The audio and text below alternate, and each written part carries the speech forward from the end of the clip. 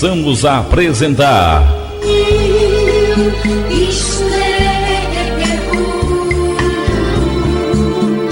a leitura comentada da Palavra de Deus. Programa Momentos com Jesus.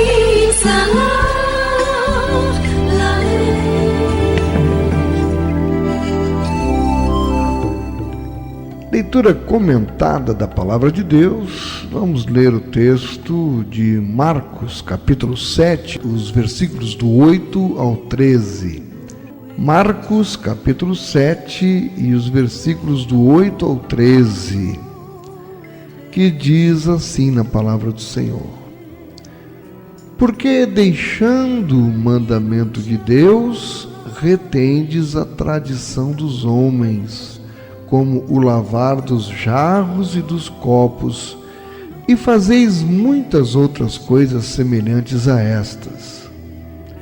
E dizia-lhes: Bem invalidais o mandamento de Deus, para guardardes a vossa tradição. Porque Moisés disse: Honra teu pai e a tua mãe, e quem maldisser ou o pai ou a mãe deve ser punido com a morte. Porém vós dizeis: se um homem disser ao pai ou à mãe, aquilo que poderias aproveitar de mim é corbã, isto é, oferta ao Senhor, nada mais lhe deixais fazer por seu pai ou por sua mãe, invalidando assim a palavra de Deus pela vossa tradição que vós ordenastes. E muitas coisas fazeis semelhantes a estas.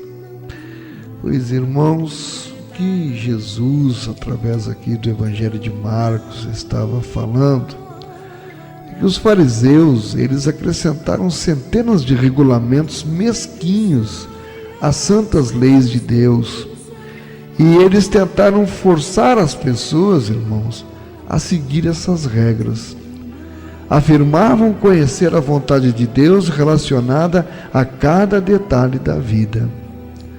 Hoje, ainda existem líderes religiosos que acrescentam normas à palavra de Deus, causando muita confusão entre os crentes.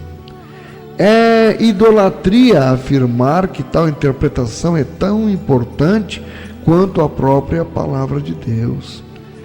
E é especialmente perigoso também estabelecer padrões que não sejam bíblicos para serem obedecidos por outras pessoas.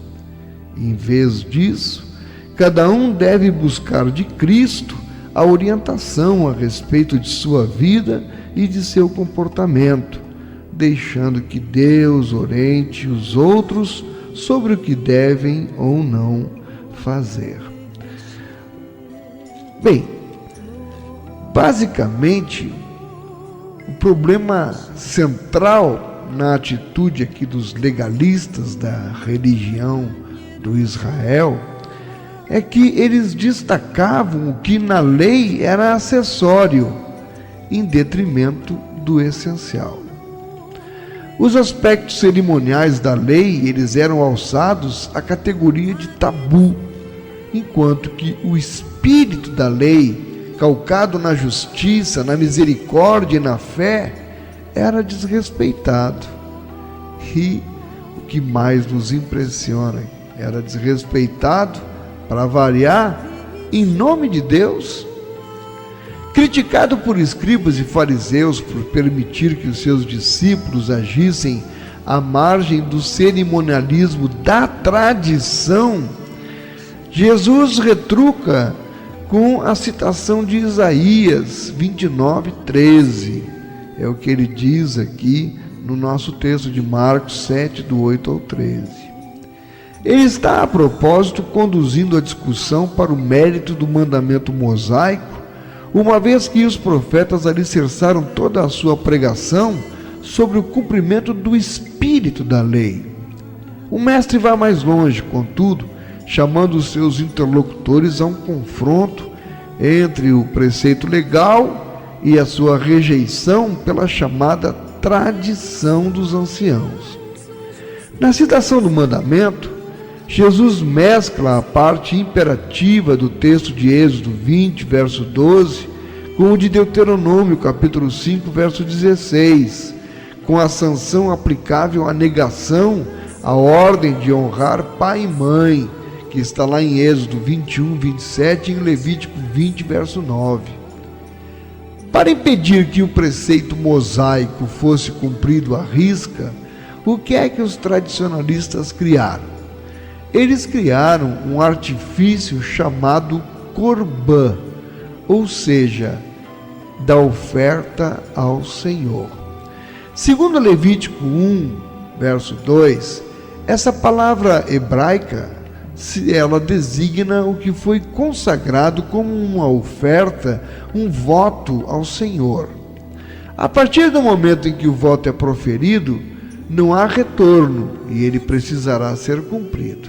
Então pense comigo, aqui no caso que Jesus está citando, no caso de um filho que por alguma razão não estivesse disposto a honrar os pais, isto é, a prover-lhes o sustento material de que necessitassem, esse dinheiro ou bens poderiam ser entregues como oferta ao Senhor.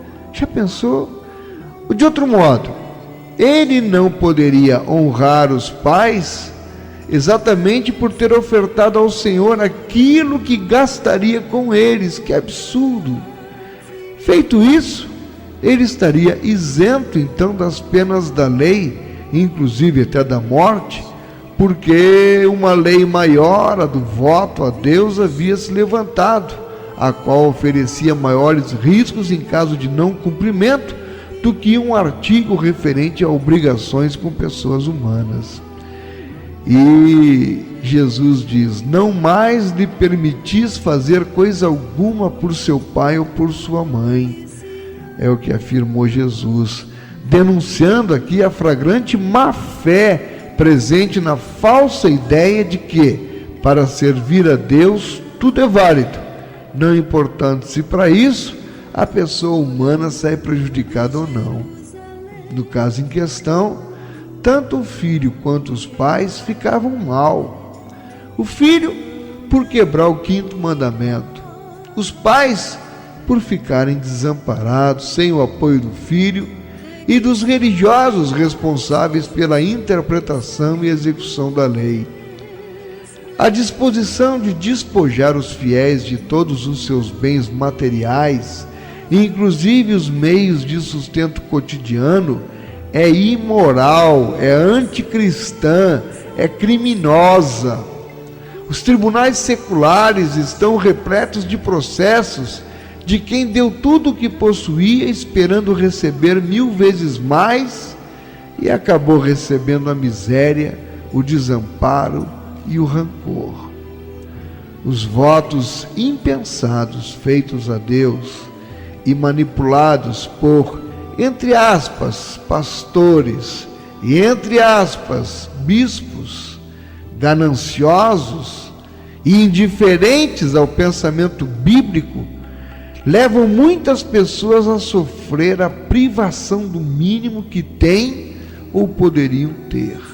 Eu conheço uma pessoa que há muitos anos faz esses tipos de voto com Deus, esperando a retribuição, e vive hoje na maior miséria, nem o que comer tem, que teve um dia desses que comer a ração da cachorra. E a gente vê e fica triste de ver como pode as pessoas inescrupulosas manipularem a fé, manipularem os pensamentos, e a pessoa que não conhece a palavra acaba se deixando levar, e quando olha em volta vê que não tem mais nada, porque tudo que ela tinha, ela não deu para Deus, ela deu para uma denominação. Se é para Deus, não importa o homem. Esse raciocínio é diabólico, e ele foi condenado como tal por Jesus, e precisa continuar ser condenado pelos que sabem que na Bíblia amar a Deus sem amar ao próximo é a tradução exata do desprezo a ambos, em troca da adoração a Mamon, que é o Deus das riquezas. As tradições com claras origens divinas devem ser preservadas e praticadas. As tradições do judaísmo histórico perderam substância e força pela ênfase quase exclusiva no ritualismo. E aí entra também a tradição, infelizmente, católico-romana, que foi elevada a uma posição de autoridade comparada à Bíblia, a palavra de Deus, e abre aí, com isso, um espaço para o dogmatismo e a autossuficiência, como se o Vaticano detivesse o monopólio da revelação, da doutrina e do ensino cristãos.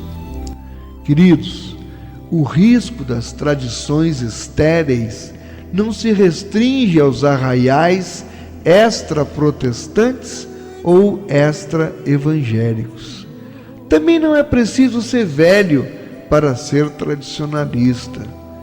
Basta, como no debate entre Jesus e os escribas e fariseus, usar o nome de Deus ou o voto a ele para expoliar a pessoa humana e se cair então no erro da mais antiga e perniciosa das tradições, a opressão e a exploração do homem pelo homem.